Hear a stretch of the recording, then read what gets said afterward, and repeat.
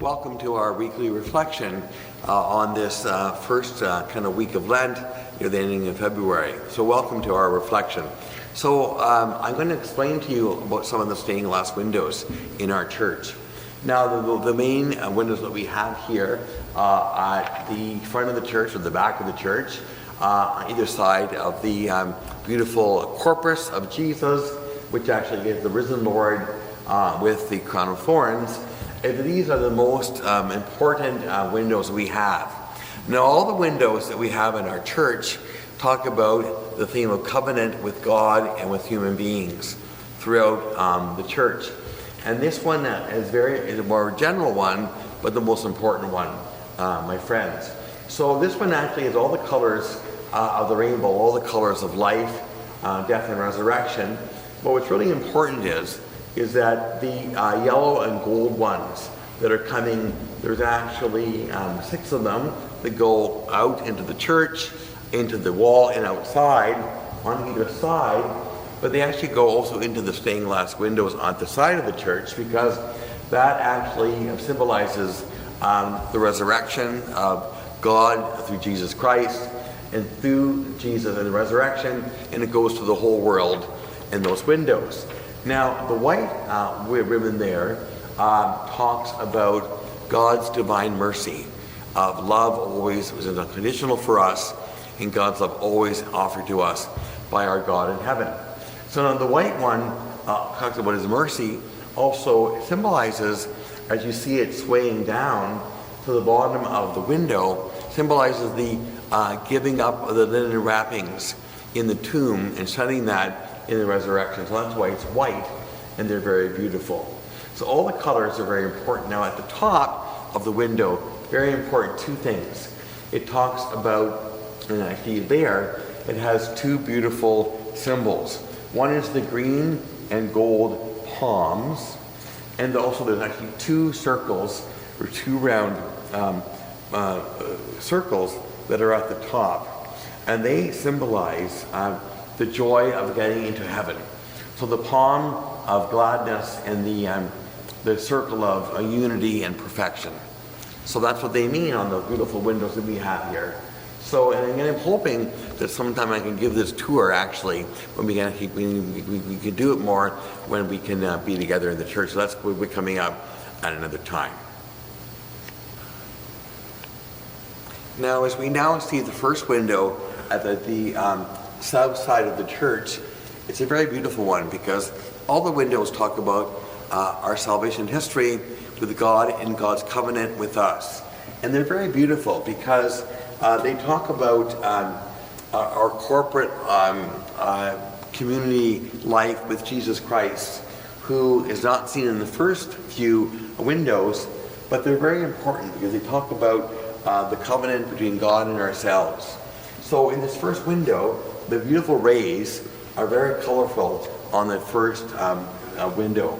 And we have the beautiful white stars, but also planets and orbits and stars to show creation, to show that God's love and God's command for us, that God gave us the world to live in and to appreciate and to really nurture our brothers and sisters.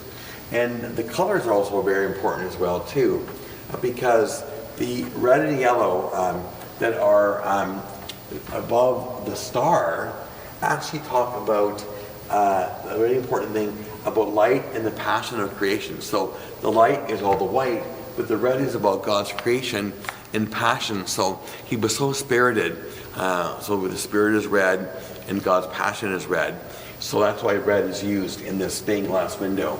So it's very beautiful to know that on the 7th day, that again, that God rested from his passion and labors, and to see this beautiful window finished is God's resting, God's savoring, God's goodness, and God's humanity.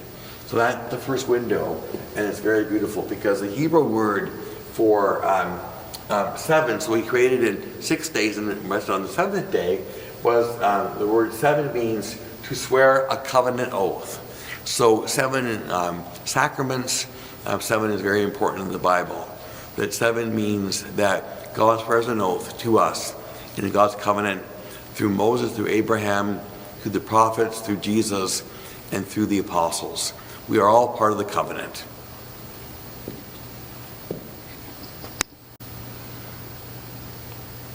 Now this stained glass window, our second one, it's actually called One Holy Catholic Household.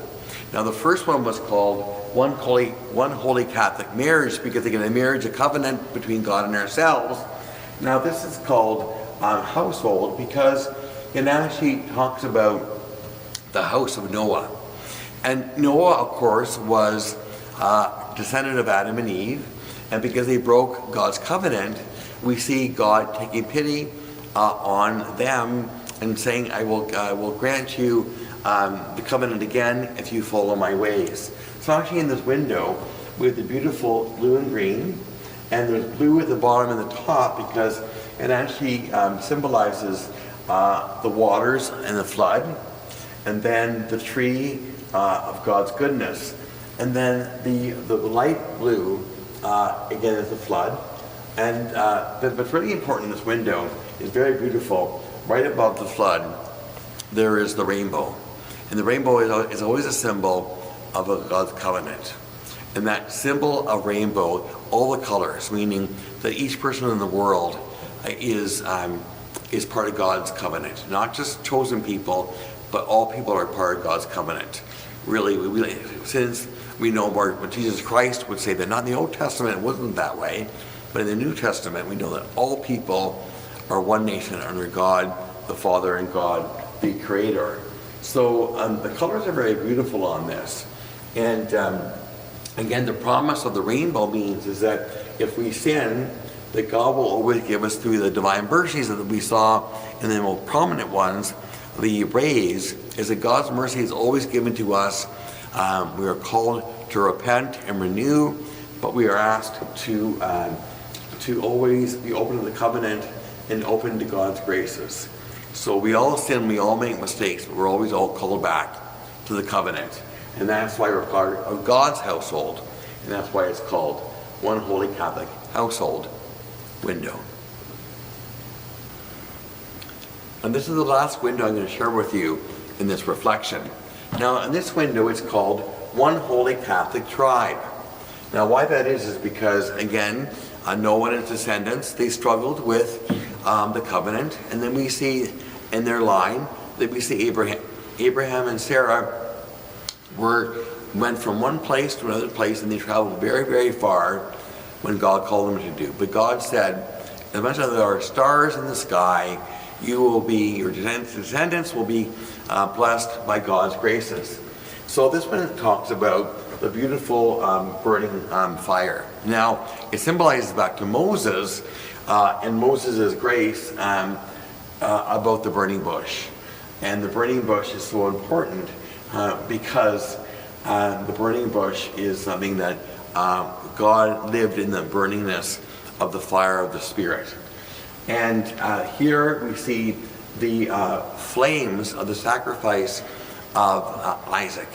Now, why that is because God said, I'll put you to the test.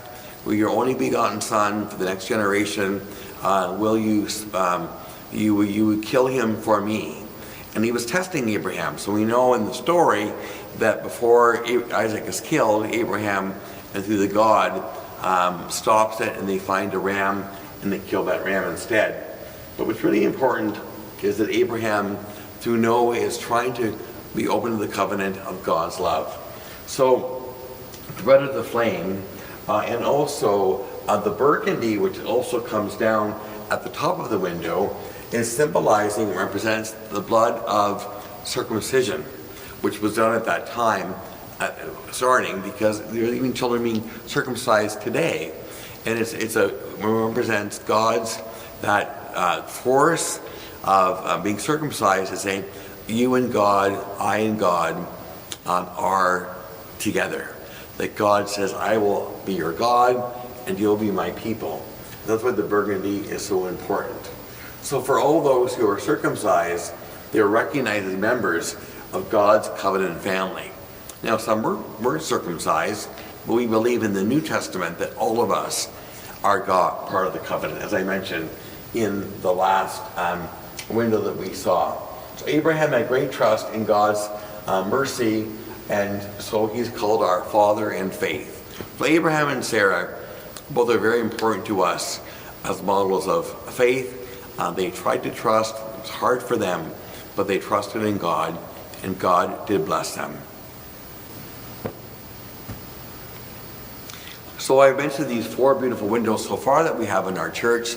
In a couple of weeks now, I'll share with you the last 3 windows and what they mean and how beautiful they are. So again, we're all invited to again come back to church. Church is always open now as of this week. Come to daily mass or weekend mass. Again, all the safety will be there for you. But no, if you can't come, please pray with us at home. Watch us on YouTube, and know we're praying for you, and you pray for us. So may God bless you all in the Lenten season. Father, I have something to bring you. It's your project. No, it's actually one of our, actually I'm talking about doing art or sculpture or photography or pottery on my Ash Wednesday homily. And so I want to share with you a little teaser about what we're going to do next week in our reflection. And I'm not an engineer. I didn't do that well in shop class at St. David's, but Deacon Basil and Jeff and maybe others, maybe you, are going to teach me some skills. So I'm going to take this out of this bag, and I'm going to show you that we're going to be using some wood. And there's actually 7 pieces. These 2 are the same. I'm learning as we go along, you know, my brothers and sisters.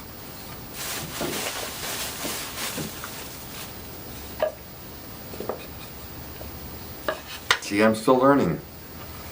I know these are. I was told by the. I'll never get it right. It's supposed to be. Still won't get it right. Oh, that's right. Okay, Director, how does this go first, Director? That, and then those 2 you were right. Okay. Yeah. And then the one on the other side, on the side, and then those 2 go in between. Okay, then you can go back, Director. Get out. And then these are going to go like this. No. They're going to go like that. That's right. They're going to go like On the this. inside, yeah. On the inside. And then there's going to be, we're going to have it like this. So we're going to make birdhouses. So we're going to make birdhouses. We're going to have this available for pickup. And it's going to be $10 a kit. And you can, we're going to put them together. I'm going to try to put them together. And or they can build them themselves. Or you can build them yourselves. And so then we're going to put them together. You can build them, and then you can paint them. And with grandparents or grandchildren or brothers and sisters. And then what we're going to do is, then either we're going to put some of the birdhouse in and want to make a birdhouse tree here in the by the church, or you keep them at home. So we're going to do this next week. I'm going to pray for guidance and pray for engineering skills, because it's not one of my fortes. But I always like, learning in Lent is always something really important. So this is actually going to be this is going to be on the side, sort of not like that exactly, but pretty similar. So then we're going to put a hole in the front, and then gotta wait for this now. Now let's see if I can open this or not. If I can't open it, then I won't be able to be building any birdhouses. But let me see if I can open this. Then we'll probably also do, so maybe the hole will probably be more, so the hole will probably be here. And then for a surprise, we're going to put a cross up like that, and then the hole can come down here. So that'll be the front of the birdhouse. Or make your own creation. So there's a little teaser for next week.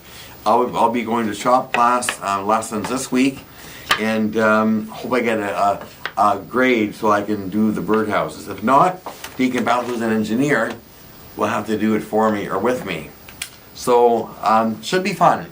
So be aware of this, and we look forward to sharing with the next week with you, you know what, how you can pick up the kits next week.